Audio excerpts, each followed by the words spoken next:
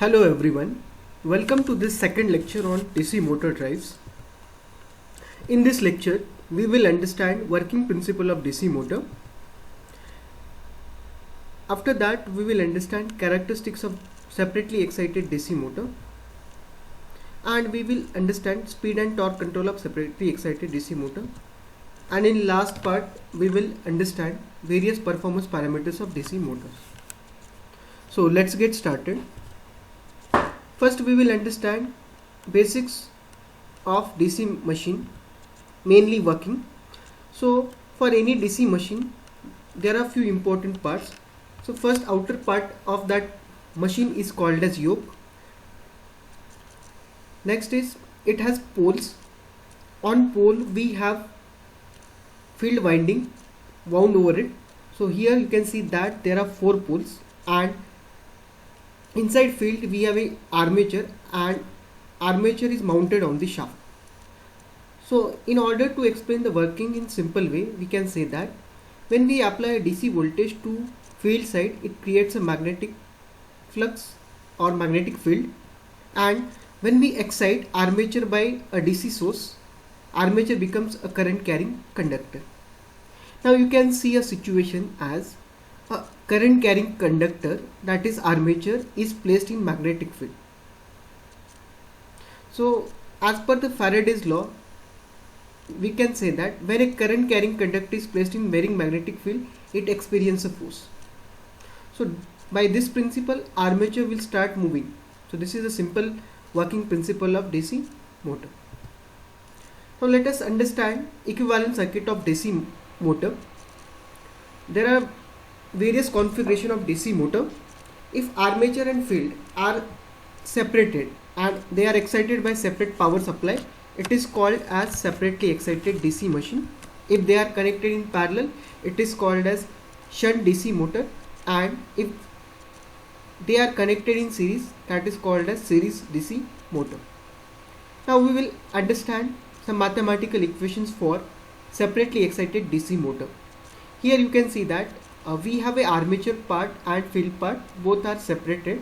We have taken 2 sources. First one is an armature side voltage and second one is field voltage.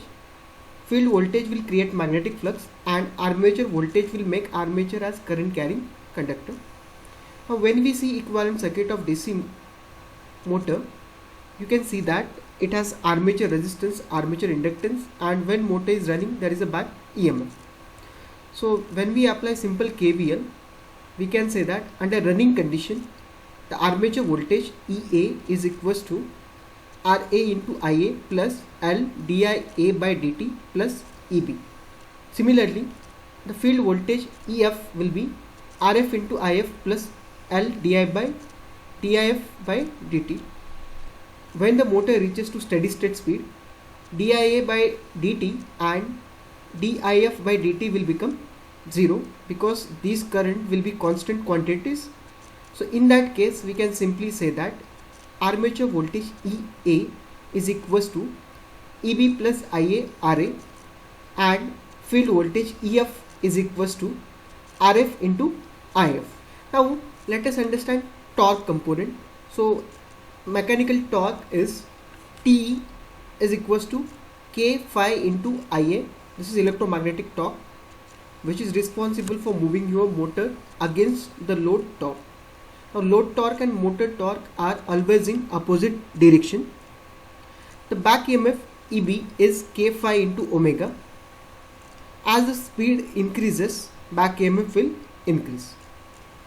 In motoring mode, if we apply KVL, we will get equation E is equals to EB plus IA RA, or we can simply say that EB is equals to E minus IA RA.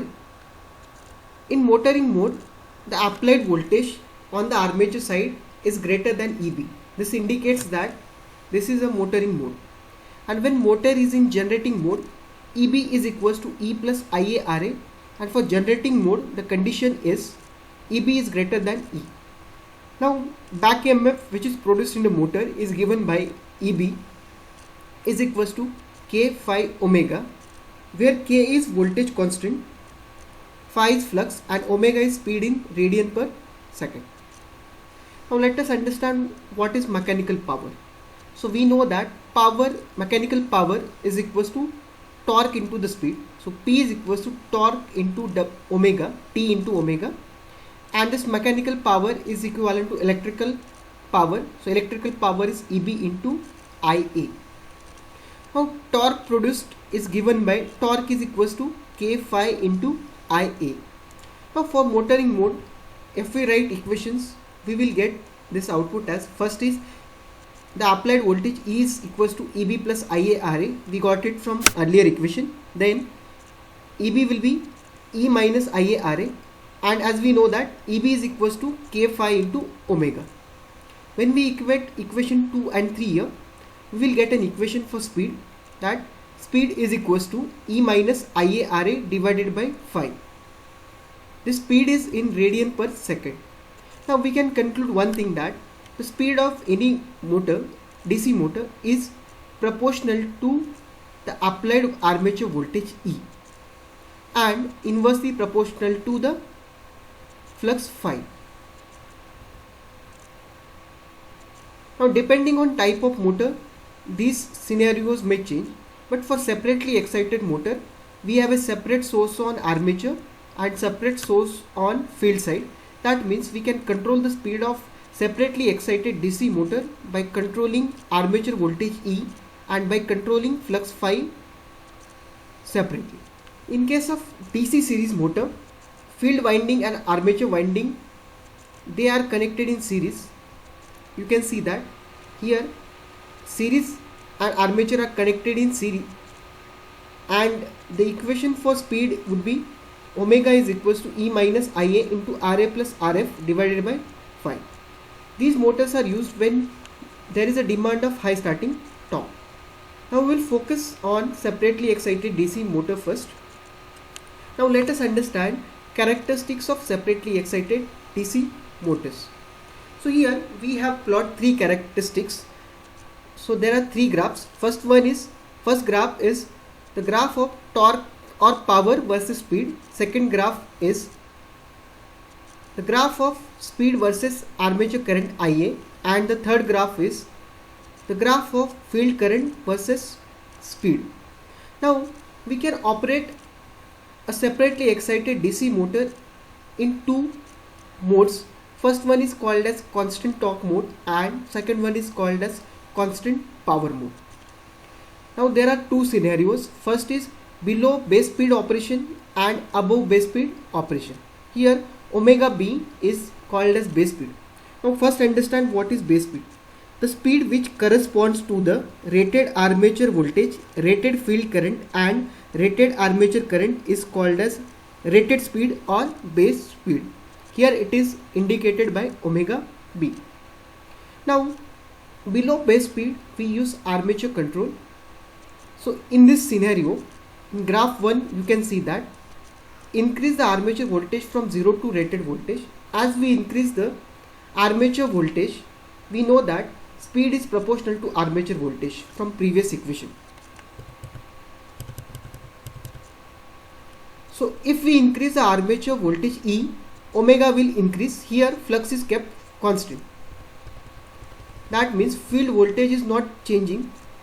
If field voltage is maintained constant and as we increase the armature voltage, the speed will keep on increasing. So in this mode, depending on your speed requirement, we are increasing the value of armature voltage and thus power is increasing. So here you can see that to get this speed, first speed N1, let's say this is N1, we need this much voltage. Now if you want higher speed N2, we have to increase the armature voltage. So if load is constant, the power is given by armature voltage into armature current. So for variable speed operation, you can see that our motor is taking variable armature voltage and it is taking three different powers, P1, P2 and P3. That means for variable speed operation, you have to increase the armature voltage. As you increase armature voltage, motor draws more power, and this mode is called as variable power and constant torque operation. We can increase the speed of motor up to base speed using armature control. Once we reach to this base speed omega p, this point, we have reached to maximum speed. Now here the applied voltage will be the rated armature voltage, and as we know that we cannot increase the armature voltage beyond this. So for this we have a limitation, so we cannot increase the voltage, and as we cannot increase the voltage, we cannot increase the power. So here onward the power will be maintained constant. So up to the base speed, armature voltage is increased to get speed N1, N2, N3, and here motor draws variable power P1, P2, P3. Once we reach to rated speed, our voltage is rated voltage. We cannot increase the voltage more than rated voltage. Now after this control, if user wish to have higher speed, then we have to go with field control. So here we can say that if we decrease the field current, so here you can see that above rated speed this field current has been decreased. So if we decrease the field current, we have one more equation that speed of separately excited DC motor is inversely proportional to flux, but flux is proportional to the field current. That means if we decrease the field current, the speed of motor will increase, but here power will remain constant. And the effect of decreasing field current is another issue. We know that power is given by P is equals to torque into speed, and we have one more equation as torque is equals to K phi into IA. So here one can see that when we try to decrease the field current or flux phi, our speed increases, but at the same time the torque decreases. So you can see that effect of this field current, as field is decreased, the speed will increase. You will get higher speed. Beyond this you will have N4, N5 and so on. As you decrease this flux phi, this torque will also decrease. So here you can see that torque is decreasing. So this kind of control is used when there is a low torque demand. Let's say when a train is at upside and when it has to move down, and if you want to have higher speed, then the torque demand required is very low. So in that case we can go above that rated speed. So we have understood two modes. First one is called as below rated speed operation, and second is called as above rated speed operation. In below rated speed operation, we use armature control. Here flux phi or field current is kept constant. We simply increase the armature voltage till rated voltage, we get the rated speed, and that speed is called as base speed. And in this case the power drawn is variable, that's why this mode is called as variable power mode, but the torque is constant. So torque is K phi into IA. So this is constant torque mode. And if we want speed to be higher than base speed, we have to use field control. In field control, we know that speed is inversely proportional to flux phi or field current. That means if we decrease the field current, the speed can be increased above that rated speed. The effect of decreasing field current is that the torque produced will decrease. So when we try to decrease field current or flux phi, the torque produced will decrease. So this kind of control will be used when there is low torque demand and above rated speed control. So your drive will operate either in constant torque mode or in constant power mode. Now let us understand dynamics of drive. So here we have a motor and we have a load. So we want to drive that load. So motor has to produce a mechanical torque. T. So this mechanical torque T has to be developed, and it has to rotate this load with angular velocity omega. So this is expected that we must get a rotational speed. So we have to drive this load with speed omega. J is the inertia of this system.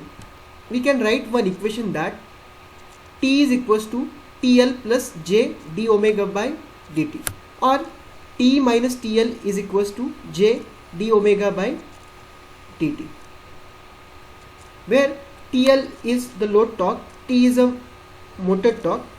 We must know that motor torque and load torque are always in opposite direction. For motoring applications, the motor torque and speed, they should be in same direction. So T is motor torque and TL is load torque. Now there are three different conditions. First one is acceleration. In acceleration, the condition is T minus TL is greater than 0. Deceleration, here T minus TL is less than 0, and when the motor reaches steady state value, the difference between motor torque and load torque is 0, that is T minus TL is equals to 0. So when motor tries to grow from low speed to steady state value, you will see three different stages: acceleration, deceleration and constant speed application. Drive either accelerates or deaccelerates depending on whether T is greater than or less than TL. During acceleration, motor must supply not only the load torque but also dynamic torque. That means motor has to supply motor torque as well as J d omega by dt. During deceleration, the dynamic torque J d omega by dt has a negative sign. Therefore, it assists the motor torque T. Now, let us understand various DC motor performance parameters. There are various performance parameters of DC motor. First one is called as torque speed characteristics. Torque speed characteristics gives us variation of motor speed with respect to the load. This shows variation of motor speed with torque, and thus it will indicate speed regulation of a drive. Second one is the nature of motor current. Now, depending on our application and power converter topology, current can be continuous or it can be discontinuous. Depending on these values, we have a response of a drive. So, the response of a drive depends on the nature of continuous and discontinuous operation, and continuous and discontinuous operation is function of inductance of the DC motor as well as the power converters and firing angle alpha. So motor current can be continuous and discontinuous. This will influence speed regulation and dynamic response of a drive. So nature of current determines speed regulation and dynamic response. Now third is armature current. Now there are two parameters. One is average motor armature current. Now torque produced in DC motor is torque is equals to K phi into IA. This equation we saw just earlier. It indicates that torque is proportional to the armature current. So it is also called as armature motor current, is also called as torque producing component. Next one is RMS motor current. The heat produced in the armature of the motor is proportional to the square of RMS current. That's why this is also called as heat producing component. And the last performance parameter is peak motor current. The commutating capability of the DC motor depends on the peak value of armature current, this ICP. This current is known as commutation component of the motor current. Thank you.